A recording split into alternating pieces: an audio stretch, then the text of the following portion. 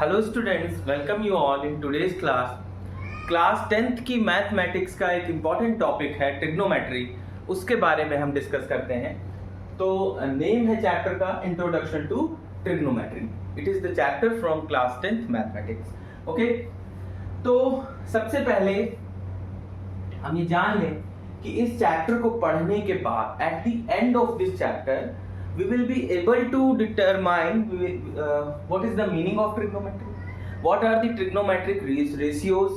इन सब चीजों के बारे में हम पढ़ेंगे इस चैप्टर में। और एट द एंड अगर हमें कोई एक ट्रिग्नोमेट्रिक रेशियो दिया हो, उसे दूसरा ट्रिग्नोमेट्रिक रेशियो कैसे निकालेंगे, इन्हें राइट एंगल ट्रायंगल, ये डिस्कस करेंगे। डिफरेंट आइडेंटिटीज डिस्कस करेंगे और आगे ट्रिग्नोमेट्री का जो एप्लीकेशन है हाइट एंड डिस्टेंस चैप्टर, उसको डिस्कस करेंगे।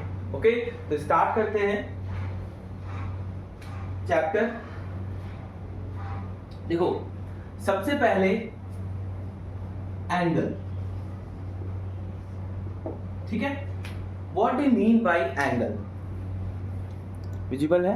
ओके, तो सबसे पहले बच्चों हमें पता है कि किसी एक पॉइंट पर अगर हम इस पॉइंट का नाम O ले, ओके, और एक रे ड्रॉ करें OP, ठीक है, और इसी कॉमन पॉइंट से दूसरी रे ड्रॉ करें, मान लो Q, ठीक है।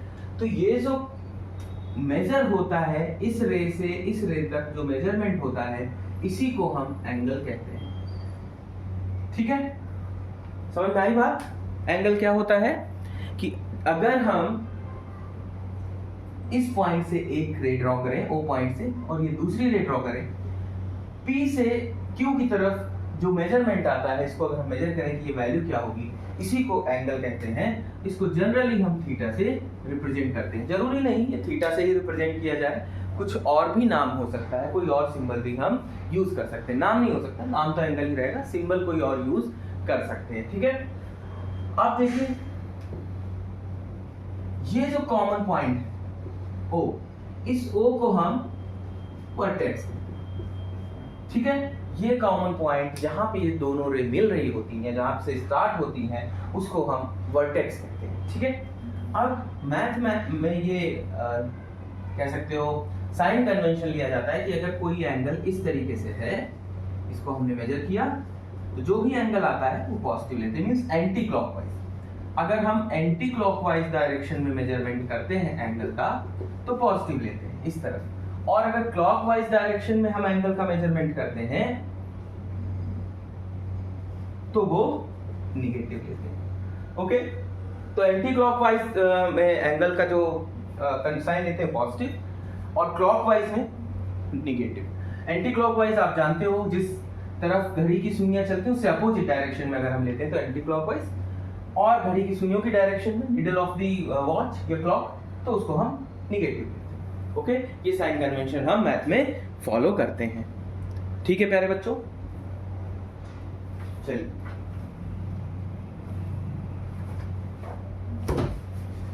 ठीक है, यहां तक नोट कर लेंगे एंगल क्या होता है। चलिए, इसको रब करता हूं मैं।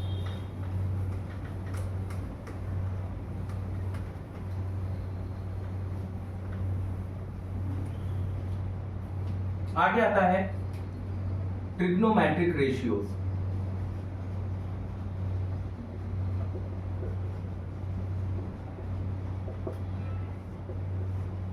ठीक है, तो अगर कोई हम एक राइट एंगल ट्रायंगल लेते हैं, consider a right angle triangle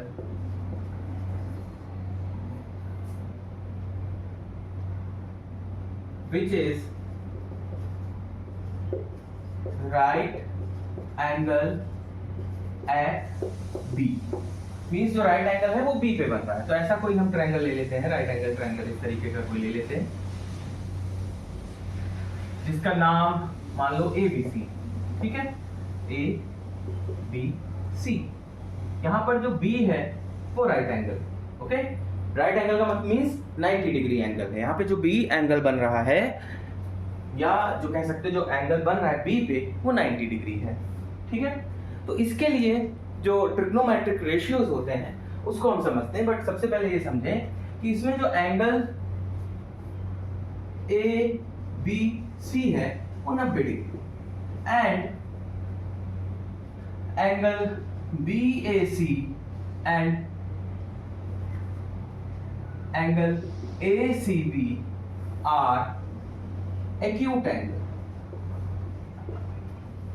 ठीक है, तो आपको ये पता होना चाहिए एक्यूट एंगल वो होता है जिसकी वैल्यू 0 से 90 डिग्री के बीच हो, मींस 90 डिग्री से कम हो। तो ये वाले एंगल्स आपको दिख ही रहे हैं कि ये 90 डिग्री से कम है, तो इसको हम एक्यूट एंगल बोलेंगे। बचे हुए दोनों एंगल एक्यूट एंगल है। ये एक एंगल जो है वो 90 डिग्री का है। अगर ऐसी कंडीशन है तो साइन ट्रिग्नोमेट्रिक रेशियोज लिखते हैं, जिसमें एक सबसे पहले ये हम समझते हैं कि जो भी कोई एंगल हम कंसीडर करेंगे, जैसे हम मान लीजिए ये एंगल कंसीडर करते हैं for angle C, angle C लिखो या फिर एंगल ए सी बी लिखो या फिर एंगल बी सी ए लिखो। ये सारे तीनों टर्म में लिख सकते हैं। तीनों टर्म का मतलब इसी एंगल सी के बारे में है। जो टर्म हम बीच में लिखते हैं वही एंगल को हम रिप्रेजेंट कर रहे होते हैं।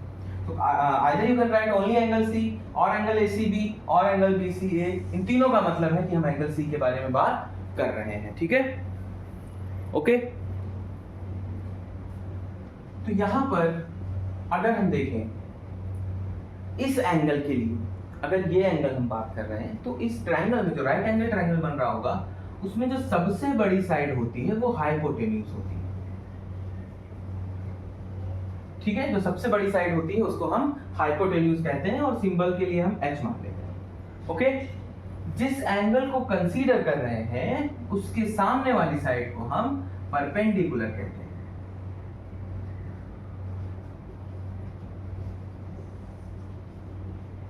ठीक है, और इस एंगल के साथ एडजेसेंट जो साइड है उसको हम बेस कहते हैं। तो ध्यान रखेंगे कि अगर हम एंगल सी को ले रहे हैं तो उसके सामने वाली साइड परपेंडिकुलर और उस एंगल सी के साथ वाली साइड बेस होती है, और राइट एंगल ट्रायंगल में जो सबसे बड़ी साइड होती है उसको हम हाइपोटेन्यूज कहते हैं। ओके, ठीक है। तो परपेंडिकुलर, हाइपोटेन्यूज, बेस। मैंने कहा एंगल सी के रिस्पेक्ट में अगर यही एंगल ए हो जाता तो ये बेस हो जाता और ये परपेंडिकुलर। एंगल के साथ वाली साइड बेस हो जाती है और उसके सामने वाली परपेंडिकुलर, और सबसे बड़ी साइड हाइपोटेन्यूज हमेशा होती है राइट एंगल ट्रायंगल में। ओके, तो एंगल सी के लिए हम लिखते हैं, इसको बोलते हैं ट्रिग्नोमेट्रिक रेशियो साइन। पूरा नाम होता है ऐसा ही है, बट सिंबल में साइन लिखते हैं। साइन सी जो होता है वो होता है परपेंडिकुलर अपॉन हाइपोटेन्यूज। ठीक है, और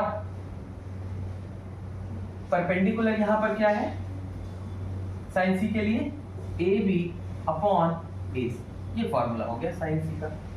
ओके, इसी तरीके से हम लिख सकते हैं कॉस। इनको ट्रिग्नोमेट्रिक रेशियोज बोलते हैं, साइन, कॉस और टेन।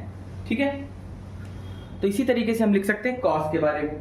तो कॉस होगा बेस अपॉन हाइपोटेन्यूज। ठीक है, बेस यहां पर क्या है, सी के साथ एंगल सी के बात कर रहे हैं तो ये बेस होगा BC अपॉन AC।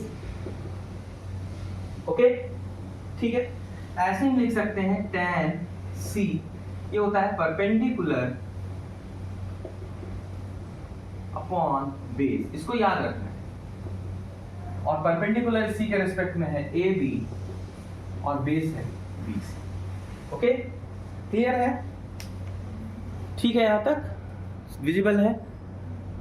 ओके, ठीक है बच्चों, तो इसको नोट कर लेंगे।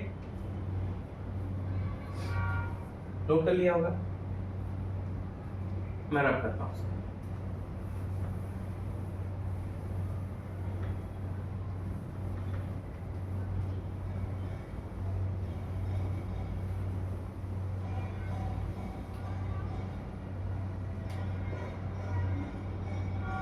ठीक है, तो इसको ऐसे आप लिख सकते हो, sine C perpendicular upon hypotenuse,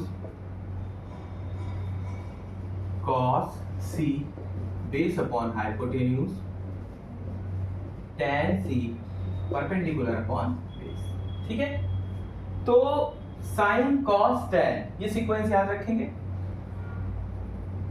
इसको ऐसे याद कर सकते हैं, देखो अगर फर्स्ट टर्म लिखें तो P B P और अपॉन में है H H B, ठीक है, P B P upon H H B, इस तरीके से याद कर सकते हैं। पंडित बद्री प्रसाद हरि हरि बोल, ऐसे ही बताते हैं, पंडित बद्री प्रसाद हरि हरि बोल। ओके, तो पहला वाला होता है साइन के लिए, दूसरा वाला कॉस के लिए, तीसरा वाला टेन के लिए। ठीक, पंडित बद्री प्रसाद हरि हरि बोल, ऐसे पंडित बद्री प्रसाद अपॉन हरि हरि बोल, सबका पहला लेटर ले लो। ओके, तो इस तरीके से आप इसको याद रख सकते हैं। अब देखिए साइन का रिवर्स जो होता है कॉसेक होता है, ठीक है, तो cosec is reciprocal of sine. ठीक, हम कॉसेक सी की बात कर रहे हैं, ठीक है। इसी तरीके से सेक होता है reciprocal of cos, tan cot होता है रेसिप्रोकल ऑफ कॉट सी, ले लेंगे, सी एंगल की बात हो रही तो सी लिख लें, 1/tan सी, ठीक है।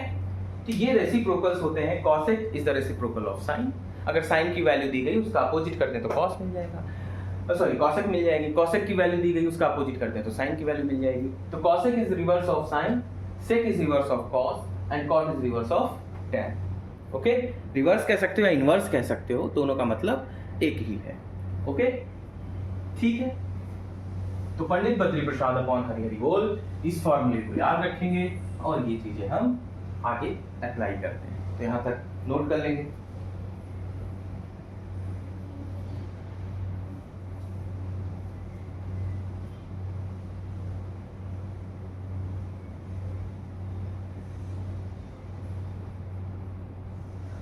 चलो नोट कर लिया होगा,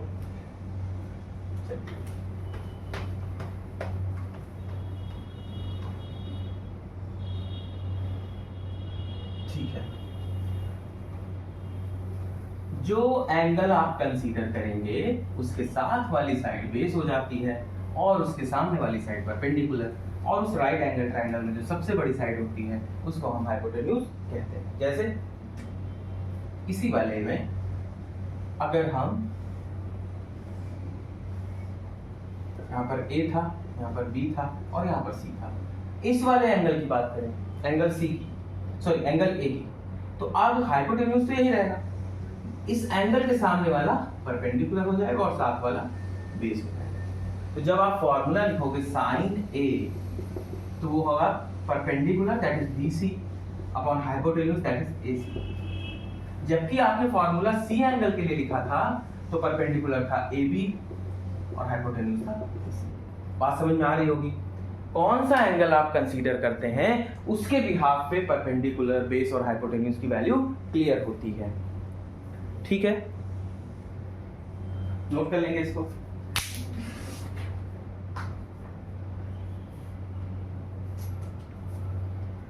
रब करता हूं, चलिए देखो साइन C या साइन थीटा, इसका मतलब ये नहीं होता साइन इंटू थीटा, ये मतलब पता ही नहीं होता। ओके, इसका मतलब ये होता है कि sine of the angle theta. जैसे अगर लिखा हुआ है, ये बात ध्यान रखेंगे, तो इसका मतलब ये नहीं है कि साइन इंटू थीटा, ये गलत। इसका मतलब ये होता है कि साइन ऑफ एंगल थीटा, ठीक है। Sine cos tan cosec sec cot, these are called trigonometric ratios। Okay, अब क्वेश्चंस कैसा आता है देखिए, इसको रब करता हूं।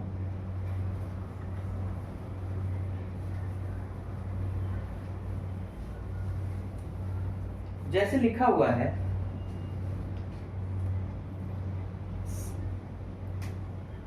Question, if sin theta is equals to 5/30, okay, then find the values of other या remaining trigonometric ratios।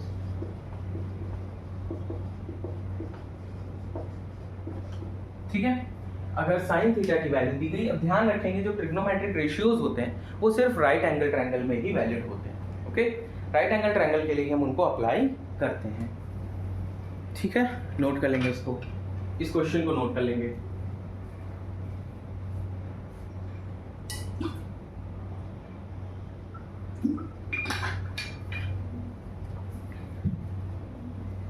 देखिए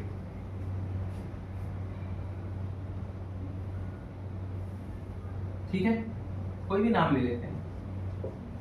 ये एंगल चाहे थीटा माने चाहे एंगल थीटा माने, इच्छा आपकी है। अगर ये एंगल थीटा माना है तो ये बेस हो गया एंगल के साथ वाली साइड, और ये परपेंडिकुलर और ये वाली साइड हो गई हाइपोटेन्यूज। ठीक है, सबसे पहले क्या करेंगे कि जो दिया गया है वैल्यू उसका फॉर्मूला रखेंगे। ठीक, और फिर उसकी वैल्यू, साइन की वैल्यू दी तो sine is perpendicular upon hypotenuse और उसकी वैल्यू लिख लेंगे। अब इन दोनों को कंपेयर कर लेंगे, तो यहां हो गया 5 परपेंडिकुलर और हाइपोटेन्यूज हो गया 30। याद रखें कि ये जो वैल्यू लिखी हुई है प्राइम नंबर लिखा हुआ है 5 और 13। ठीक है, ये कैंसिल नहीं हो सकते आगे, तो ये हो सकता है कि कुछ मल्टीपल इसमें हो, एक दूसरे में जो कॉमन हो, जो कैंसिल हो गए हो, इसलिए जब यहां पर वैल्यू अलग अलग लिखते हैं तो हम k ले लेते हैं। k is that common factor which is cancelled out, और ये प्राइम नंबर बचा। ठीक, तो k सब जगह लेना है। क्यों लिया मैंने बताया आपको। अदर ट्रिग्नोमेट्रिक रेशियोज निकालने के लिए बेस पता होना चाहिए, और हाइपोटेन्यूज परपेंडिकुलर दिया गया है, तो हम पाइथागोरस थ्योरम का यूज कर सकते हैं। Using Pythagoras theorem. ठीक है, तो पाइथागोरस थ्योरम कहती है हाइपोटेन्यूज का square is perpendicular square plus base square. Hypotenuse यहाँ 13k है, इसका स्क्वायर करेंगे, परपेंडिकुलर इज 5k, इसका स्क्वायर करेंगे, और प्लस बेस स्क्वायर करेंगे। ओके, तो इसको हम स्क्वायर करेंगे तो 13 का स्क्वायर होता है 169k square, 25k square plus t square. ठीक है, यहाँ से अगर हम b स्क्वायर कैलकुलेट करें तो 169k square minus 25k square. ठीक है, इसको माइनस करो तो 144k स्क्वायर आएगा। ठीक है, 9 में से 5 4, 6 में से 2 4 और 1 बचा। तो यहाँ से अगर b निकालो आप तो ये 12 लिखा हुआ है, 12 का स्क्वायर। भाई b निकालोगे जब यहाँ से तो हो जाएगा अंडर रूट 144k स्क्वायर, और वहां से b जब कैलकुलेट करोगे तो इसका 144 का हो गया 12 और k स्क्वायर का k। ठीक है, क्लियर है यहाँ तक। तो आपको बेस पता चल गया कि जो बेस की वैल्यू है वो 12 है। नोट कर लेंगे इसको। तो बेस की वैल्यू आपने निकाली 12। ओके, इसको रब कर देता हूं, नोट कर लिया होगा।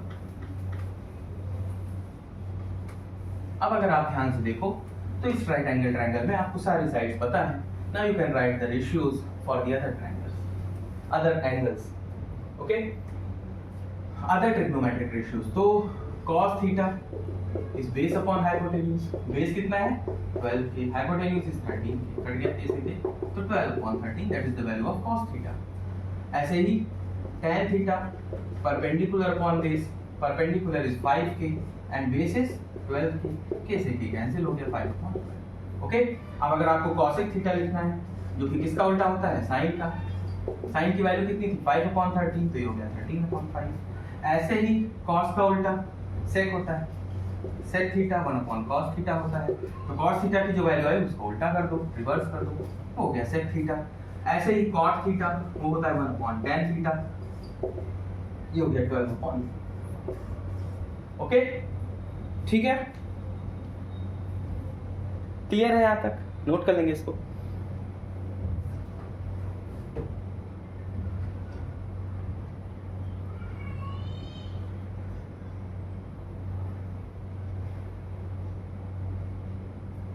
ओके, रब करूं इसको।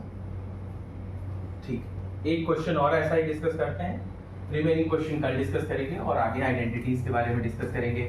sin 30 डिग्री की वैल्यू कैसे आती है, cos 30 degree, cos 60 degree, sin 60 degree, sin 90, इस तरीके के क्वेश्चन डिस्कस करे जाएंगे आगे आने वाली क्लासेस में। अभी आज जो आप लोग क्वेश्चन करिए वो इस पे बेस करिए जो हमने डिस्कस किया है। तो क्वेश्चन दिया गया है कि if tan equals to 4/3,